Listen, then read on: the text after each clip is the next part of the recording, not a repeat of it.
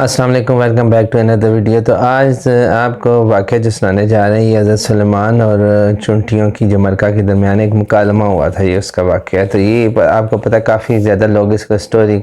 طریقے سے بیان کرتے ہیں۔ میں آپ کو اسٹوری کے طریقے سے نہیں بیان کروں گا، میں آپ کو بکس کے مطابق جو اس طرح کا یہ واقعہ جس طرح یہ لکھا گیا ہے، جس طرح یہ سنایا گیا ہے، جس طرح اس کو کوٹ کیا گیا، وہ اسی طرح سیم ٹو سیم آپ کو بیان کرنے کی کوشش کروں گا۔ میرا یہاں پہ یہ آپ کے سامنے جو پیغمبران جو گزرے ہیں، پچھلے ہمارے پیغمبر گزرے ہیں، ان کے جو واقعہ سنانے کا یہ مطلب نہیں ہے کہ آپ کو سٹوریز کی کروں۔ میرا یہ مقصد ہوتا ہے کہ ان کے متعلق جو نالج ہے، جس طرح میں پڑھتا ہوں، وہ آپ کو بھی سناؤں۔ اگر آپ کے دل پہ وہ میری بات اگر اثر کرے گی تو، کیونکہ بیسیکلی مقصد یہ ہوتا ہے کہ آپ کو اپنی شخصیت، اپنے نفس کو صحیح کرنا ہوتا ہے۔ ان سب کو صحیح کہ بہت ساری ایسی بیماریاں ہوتی ہیں جو ہمارے اندر ہوتی ہیں۔ جب ہم ان پیغمبروں کے واقعات سنتے ہیں تو ہمیں احساس ہوتا ہے کہ ہمیں یہ ایسے کام نہیں کرنے چاہیے، بلکہ یہ برائیاں ہمارے اندر ہیں تو ہم ان کو کس طرح ختم کر دیں۔ اگر آپ اس کو ختم کرنے کے لیے کوشش بھی شروع کر دیتے ہیں تو سمجھ لیں آپ نے خدا کی طرف ایک قدم اٹھا لیے، کیونکہ اللہ پاک نے کہا ہے، بڑے بڑے علماء کرام نے کہا، نبی پاک صلی اللہ علیہ وسلم نے فرمایا کہ جس نے اپنے نفس کو پہچانا اس نے رب کو پہچانا۔ یعنی آپ کا نفس جو ہے نا،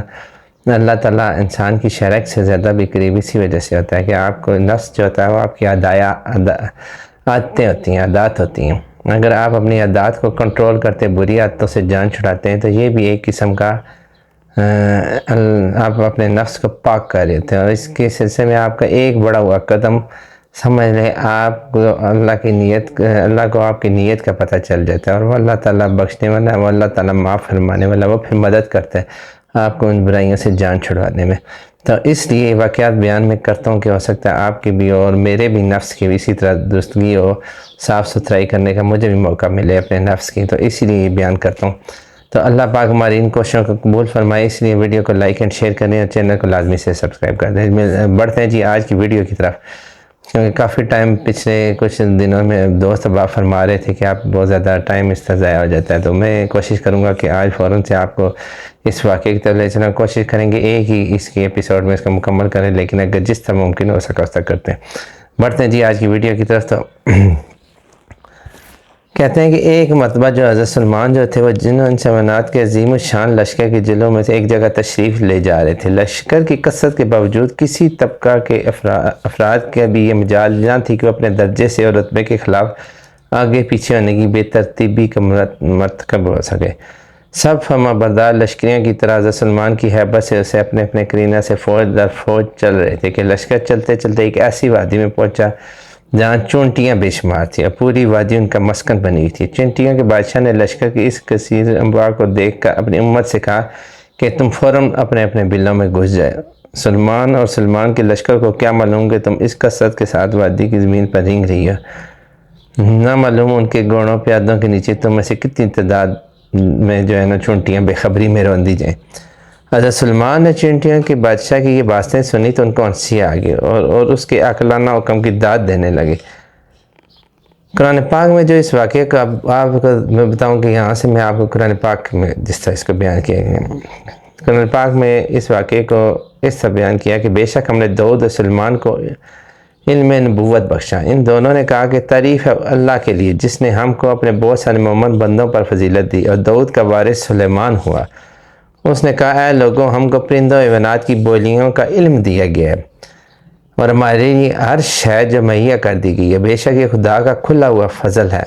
اور جمع ہوا لشکر سلمان کے لیے جنوں ان سب پرندوں حیوانات سے درجہ بدرجہ کرینہ کے ساتھ آگے چل رہے تھے کہ حتیٰ کہ وادی نملہ میں پہنچے تو ایک چونٹی نے کہا، چونٹیوں اپنے گھروں میں گھس جاؤ، ایسا نہ ہو کہ تم سلمان اور اس کے لشکر تم کو پیس ڈالے۔ چونٹی کے بات سن کر سلمان ہنس پڑا اور کہنے لگا، اے پروردگار، مجھ کو یہ توفیق دے کہ میں تیرا شکر ادا کروں جو تو نے مجھ پر اور میرے والدین پر انعام کیا، اور یہ کہ میں وہ نیک عمل کروں جو تجھ کو پسند آ جائے۔ مجھ کو اپنی نعمت سے اپنے نیک بندوں میں داخل فرما، آمین۔ تو حضرت سلمان علیہ السلام نے یہ اس طرح قرآن پاک نے بیان کیا۔ تو پھر چونٹیوں کے بادشاہ نے کہا کہ یہ صرف اس لیے کہ قدیم جلاک زمانہ اس پر اتفاق ہوا کہ حیوانات میں شہد کی مکھیوں اور چونٹیوں کا اس قدر بہترین نظام ہے کہ اس کے نظام حکومت کا نام مبالغہ نہیں کہا جا سکتا، بلکہ بعض عقلاء دیر نے اس طرح یہاں تک دعویٰ کیا کہ انسان اپنے نظام میں انہی دو نظاموں کو دیکھ کے مرتب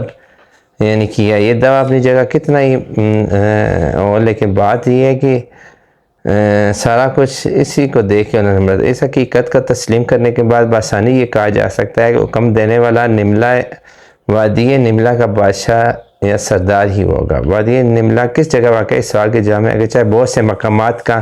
نام لیا گیا مگر مورخین کی زیادہ رائے اس طرف ہے کہ اسکلان کے قریب ہے، جیسا کہ ابن بطوطہ نے بیان کیا کہ یہ بیت جبرون اسکلان کے درمیان جیسا کہ یاقوت سے منقول ہے کہ عام مفسرین شام میں بتلاتے ہیں۔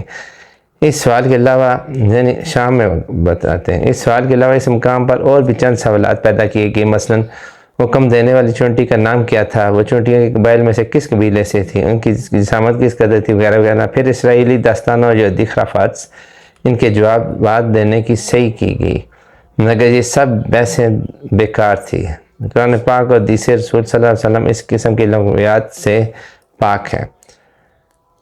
مثلا ان کا ایک جو کہتا ہے وہ کہتا ہے نوح بقالی کہتا ہے کہ ان چوٹیوں کا قد بیڑیے کی برابر تھا، حالانکہ قرآن پاک میں حضرت میں بیان کیا کہ وہ اس قدر کی جسم رکھتی تھی کہ نملہ کو یہ کہنا پڑا ایسا نہ ہو کہ سلمان اس کا لشکر تم کو پیس ڈالے، ان کو خبر بھی نہ ہو۔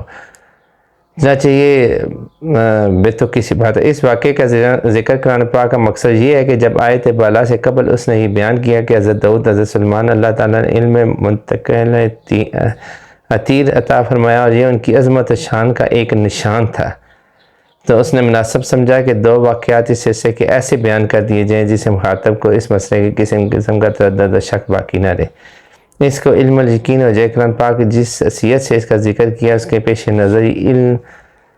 عام دنیاوی علوم کی طرح کا علم نہیں ہے بلکہ خدا تعالیٰ کی جانب سے ان دونوں عظیم و مرتبت پیغمبروں کے لیے خاص محبت عطا بخش و نشان معجزہ تھا۔ چنانچہ اسی کی متصل پہلا واقعہ وادی نملیہ کا بیان کیا گیا۔ کس طرح سلمان ایک حقیر جسم کے ایمان کی باتوں کو اس طرح سن لیا جس طرح انسان دوسرے انسانوں کی گفتگو بے تکلف سن لیتا ہے، اور ساتھ یہ بھی ظاہر کر دیا کہ جب اس حیرت زدہ علم کے متعلق حضرت سلمان کو عین الیقین اور حق یقین کا درجہ حاصل ہو گیا تو انہوں نے ایک ولولہ اعظم پیغمبر کی شان کے مناسب خدا کے اس عطا کردہ نشان پر اظہار تشکر اور امتنان کیا۔ اس واقعے کی اہمیت کا اندازہ اس سے ہو سکتا ہے جس سورہ میں ذکر موجود ہے۔ اللہ تعالیٰ نے سورہ کا نام ہی سورہ نمل رکھا ہے،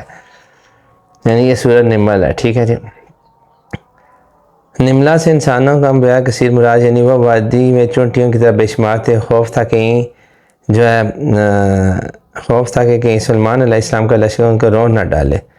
تو خیر یہ ایک پورا واقعہ تھا جو میں نے آپ کو بتایا جس طرح بکس میں لکھا گیا، تو ابھی نماز کا ٹائم ہو گیا تو انشاءاللہ آپ کے اس پہ مزید آگے واقعات کو انشاءاللہ آپ کی خدمت میں لے کے بھی حضرت سلمان اور ایک چونٹی کے مکالمہ تھا